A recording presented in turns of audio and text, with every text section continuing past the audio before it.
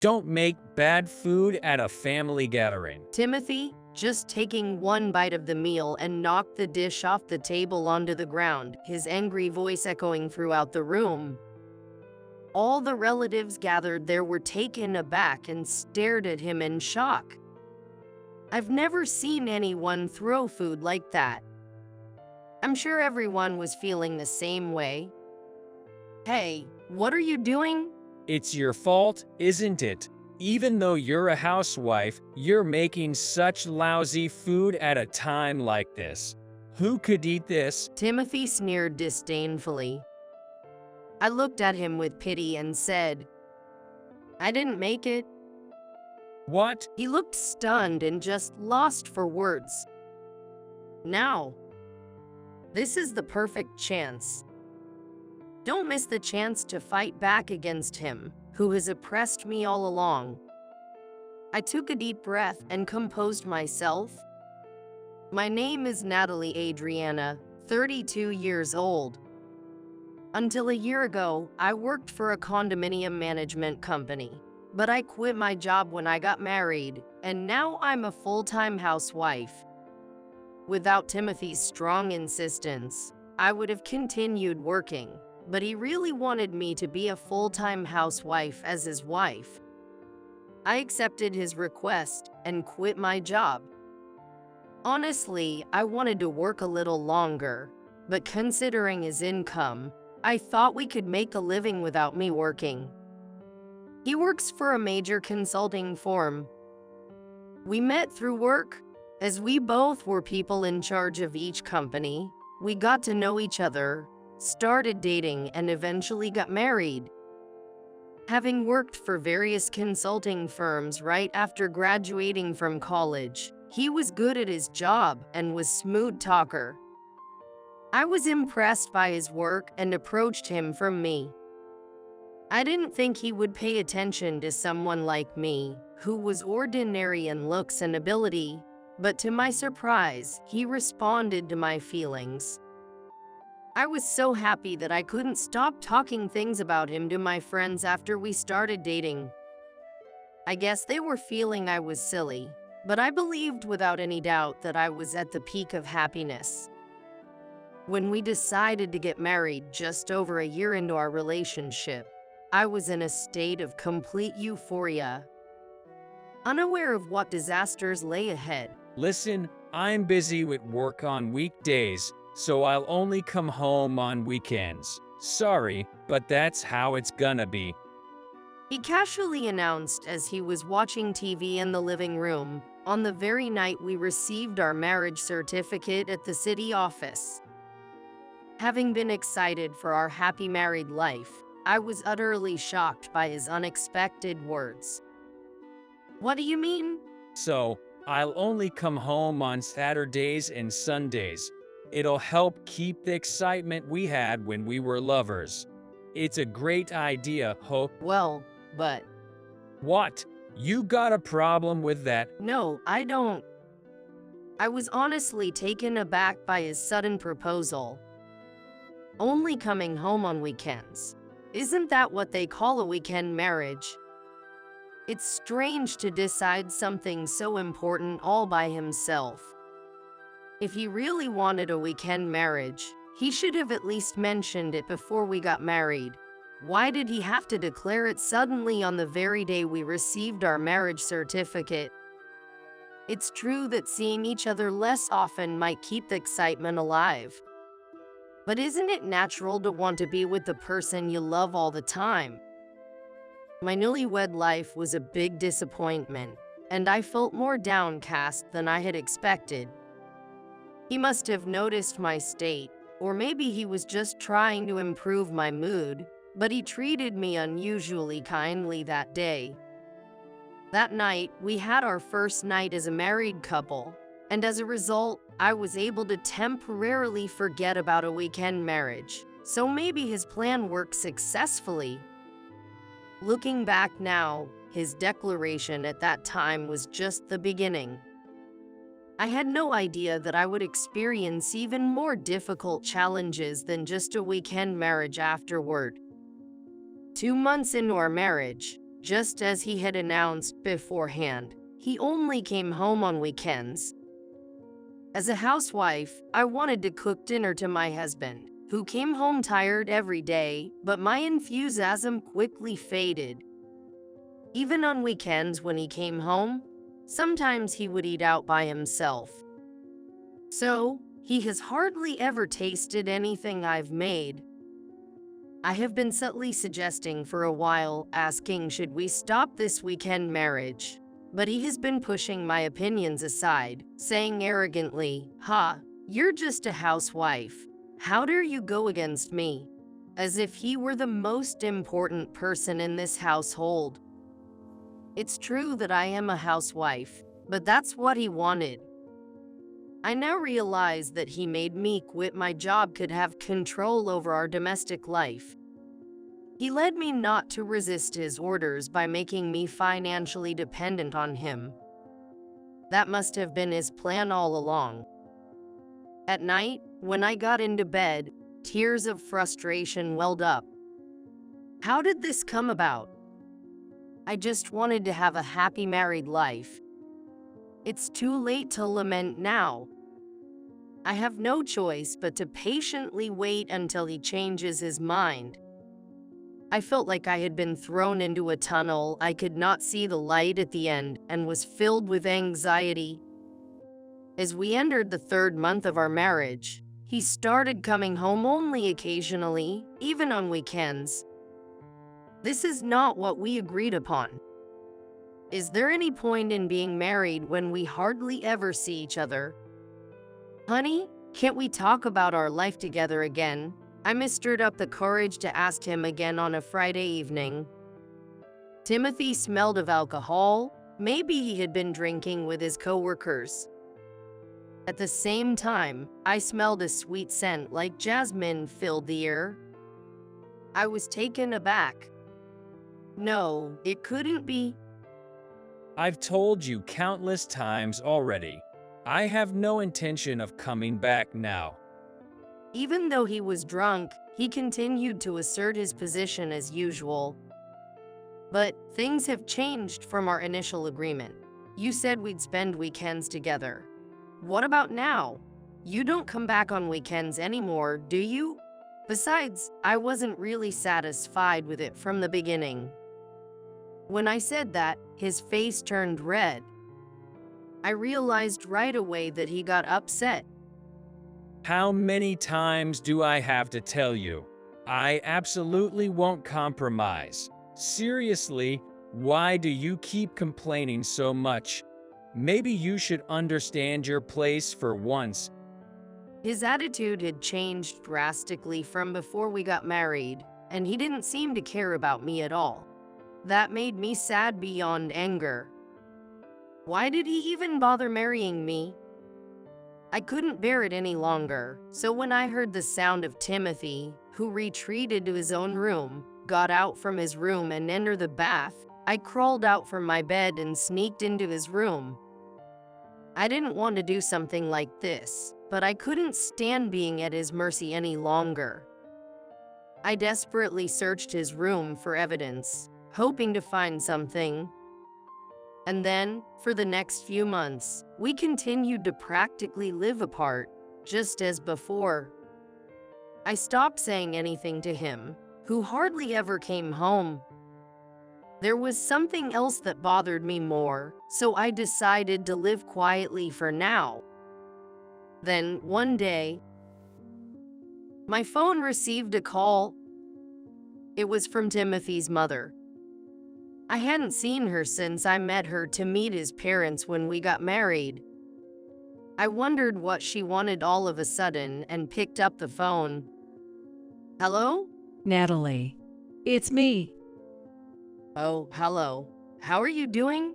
In the background, I could hear a noisy crowd, as if she were at a supermarket or something. It's almost Christmas. Are you two coming, right? All the relatives will get together, so I want you to join us too, Natalie. Oh, you're talking about Christmas. Yes, I'd be happy to come, but I suspected that she might know something about Timothy, so I decided to ask her a question. Have you talked to Timothy recently? Timothy. Oh, I've talked to him many times. I've been contacting him a lot because I was worried about him since he finally got married. But it seems like his married life is going well. What? I was puzzled what she was saying. His married life is going well. Is that what Timothy told her? What part of this weekend marriage is going well? However, it clicked after a moment of thought. He must be deliberately lying to her, saying that our married life was going smoothly. She is the type to worry about her son for everything, which can be described as caring or overprotective, depending on how you look at it. Even though I've only met her once, it was clear how she doted on her son from the conversation during our first meeting. No offense, but I think what Timothy told you is all lies, actually. I told her that he had declared from the beginning of our marriage that he would only come home on weekends. And recently, even on weekends, we hardly ever saw each other. What are you talking about, Natalie? Timothy would never do such a thing. Are you trying to deceive me with lies? Who do you think you are? She responded with anger to my confession, raising her voice on the other end of the phone. I sighed. I knew she was someone like this. She only believes her son's words. She never doubts that he might be lying. If anyone says something negative about him, even if it's his wife, she'll attack her thoroughly. That's how she operates. I'm not lying. If you're concerned, I can record the inside of the house for a month and show it to you. But she refused, saying, "You don't need to do such embarrassing things. You're the worst daughter-in-law." She hung up without believing me at all. I had a feeling that it would turn out like this. My Phil is a taciturn person, so I don't know what he thinks of me. But my Mill probably thinks of me as nothing more than a convenient marriage partner for Timothy. Once I understood that, I felt tired of continuing my marriage with Timothy like this, and I decided to put my plan into action, which I had been thinking about for a while. The day of action would be the Christmas, the day when Timothy's relatives would gather at his parents' house. I didn't know what would happen, but I would do everything I could. Quietly in my heart, I burned with determination. Christmas arrived, and as promised, Timothy and I headed to his parents' house. When we left the house, I contacted someone. Timothy, who knew nothing about it, reluctantly prepared and left our house, saying, "Ick, such a hassle to go meet my relatives." When we arrived at his parents' house, his uncles, aunts, and cousins, as well as his parents, were gathered. And there was a woman who appeared to be a housekeeper preparing food in the kitchen. The housekeeper, wearing glasses and a mask, did not join our conversation and simply carried out her work. With so many people, I couldn't sort out who was who in my head. Oh, Natalie. Welcome to our home. Although my Mill welcomed me with a smile, but her eyes weren't smiling. She seemed to have lost all trust in me since our previous phone call. I forced a smile and greeted her with Merry Christmas. After that, I didn't exchange any more words with her, and the preparations for the meal continued. I was also helping prepare various things in the kitchen. My Phil remained silent as usual, sitting on the sofa and reading a newspaper. Once the meal was ready and I finished serving and everyone began to eat, I noticed Timothy next to me, going to eat the stew. I was about to eat my meal as well, feeling hungry. Hey, how could you make such terrible food like this for a family gathering? There was a loud crash of a breaking dish, and everyone was startled by the sudden sound. Timothy, who had only taken one bite of the meal that had been served, made a loud angry noise throughout the room. Everyone gathered there looked at him in shock. I've never seen anyone throw food on the floor before. I'm sure everyone felt the same way. Hey, what are you doing? It's your fault, isn't it? You're a housewife, and you make such lousy meal at a time like this. Who could eat something like this? He sneered at me. I gave him a pitying look and said, "But I didn't make it." Huh? He looked stunned and just lost for words. Now's the time. Now is the perfect chance. I can't miss this chance to fight back against him, who has oppressed me all along. I took a deep breath and composed myself. What are you talking about? You were in the kitchen preparing the meal just now. Timothy mocked me, looking at me with a face like I don't understand. That's true. I was in the kitchen, but the housekeeper was there too, right? I was just preparing tableware. The one who made the meal was the housekeeper, right? I glanced at the housekeeper, who was supposed to be resting in the back room. She had come out unnoticed, and all the relatives looked stunned. Yes, that's correct. See, by the way, this housekeeper, I was the one who hired her. Let me introduce her to you. She's my mother. The housekeeper, or rather, my mother, took off her glasses and mask. Seeing her face, both Timothy and his parents were taken aback. They, of course, knew my mother's face, so they must have been surprised, wondering why she was here. Wait, weren't you the housekeeper Timothy hired? I didn't know. There's no way I'd prepare anything like that. It seemed that my mill had thought Timothy had hired the housekeeper, and she was trembling with shock. Timothy, you know what my mother does, right? She works at a high-class restaurant and makes delicious meals every day. But today, I had her made a home-cooked meal with a light taste. I wonder why you thought I made it. Well, it's because you were in the kitchen until just now. Timothy raised his voice, irritated by my question.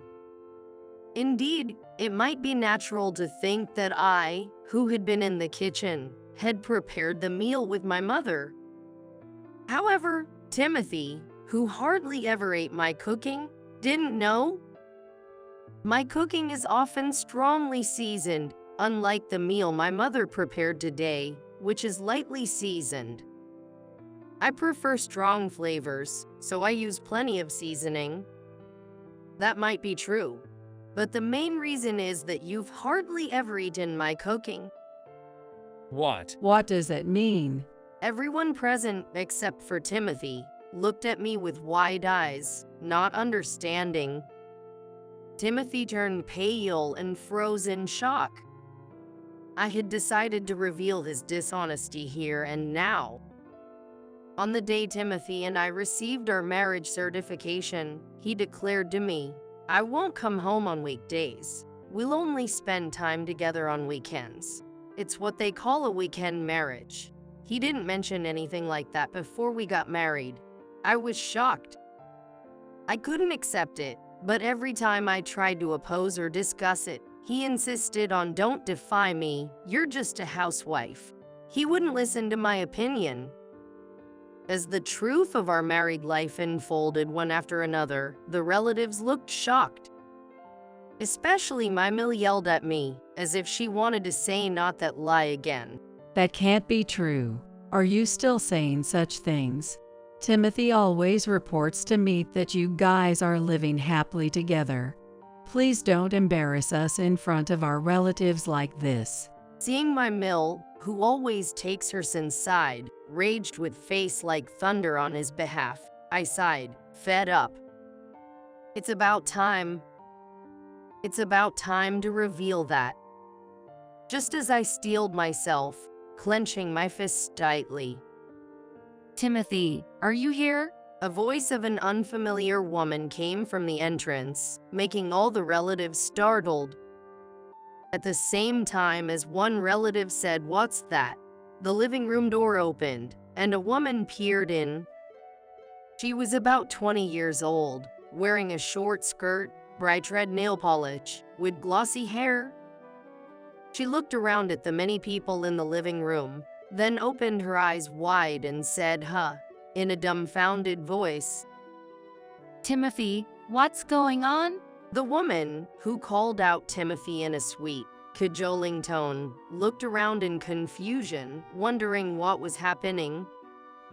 Everyone except me seemed unable to grasp the situation.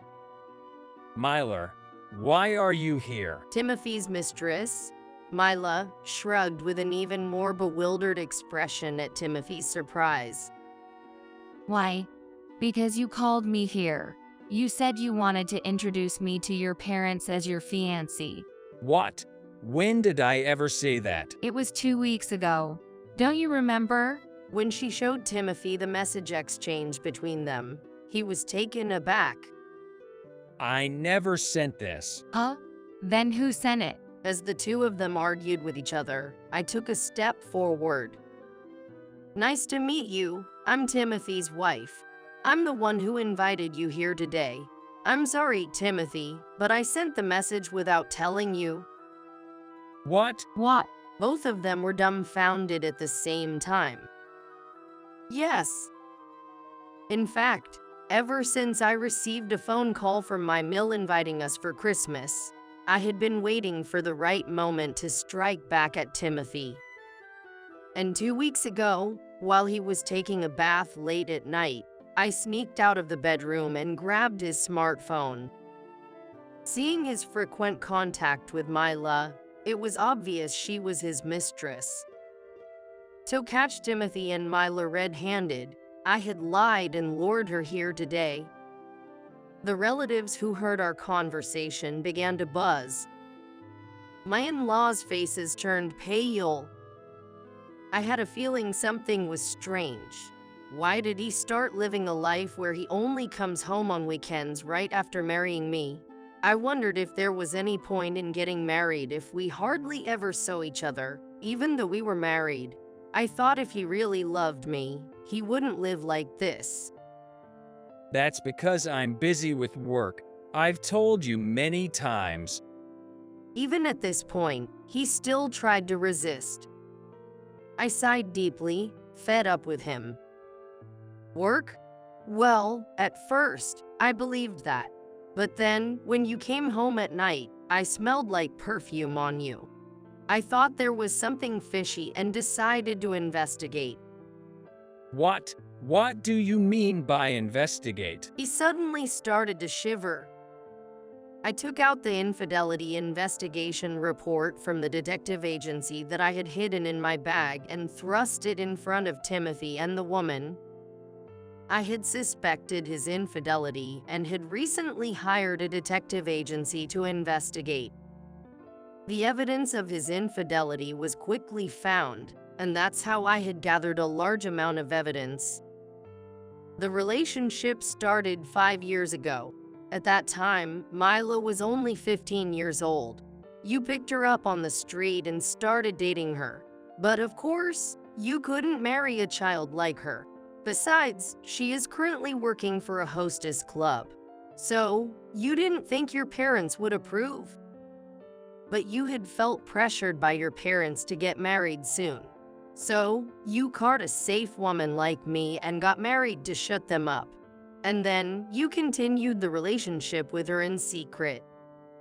Sooner or later, you were planning to divorce me, citing the excuse like you were busy with work or something, and marry her, right?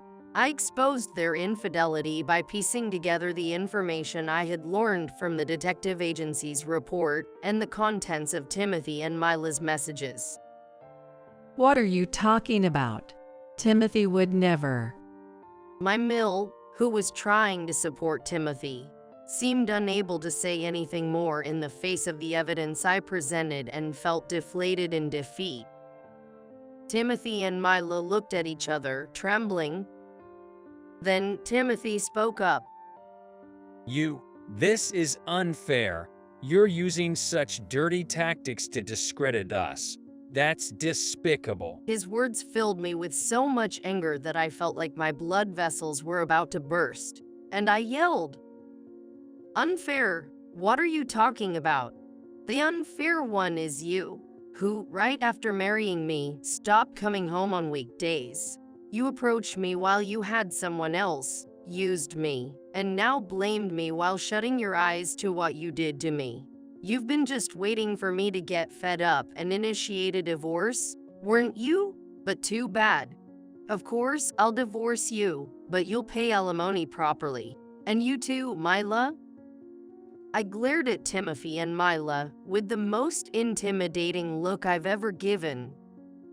Oh, why me? I don't have any money. Please, I beg you. I was run. So, please spare me just the alimony. I glared at the two again, who were begging for mercy now, and shouted, "Just get out of here right now."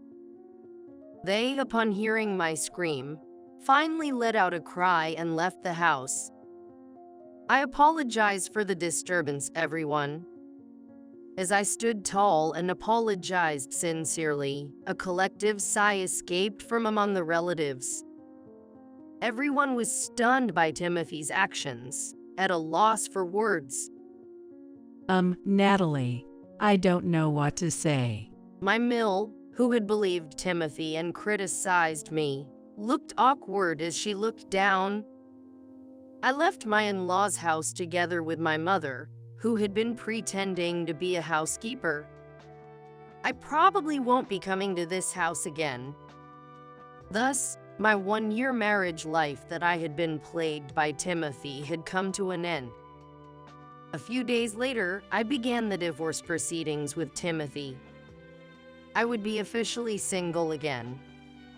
Now I am a divorcee, but our marriage was so brief and hardly felt like a real marriage, so it didn't feel like much had changed. Since we were living in a rented apartment, I managed to get rid of Timothy by asking him to leave. After that, he did pay me the alimony that I had demanded, but apparently he didn't have enough savings, so he asked his relatives to lend him some. Despite working for a prestigious company, he had no money because he had been lavishing expensive brand bags and clothes on his mistress. However, they, who had witnessed the Christmas incident, would never lend him any money. Having no choice, he ended up taking out a loan from the bank. His mistress did the same, taking out a loan to pay the alimony. Both of them were now struggling with repaying their loans. It forced them to postpone their plan to get married. At least until they pay off their debts, both sets of parents are adamant that they shouldn't get married. I suppose Timothy's parents, in particular, had enough of getting entangled in their troubles. They deserve to struggle to repay their debts. Compared to the 1 year of suffering I had endured, it was easy for them. Just to earn money and pay it back, I thought, like somebody else's business. On the other hand, I returned to my previous job at a condominium management company and am now enjoying my work. It's much better for my mental health than staying holed up at home. If I ever decide to marry again, I've quietly resolved to choose someone who would be okay with both of us working.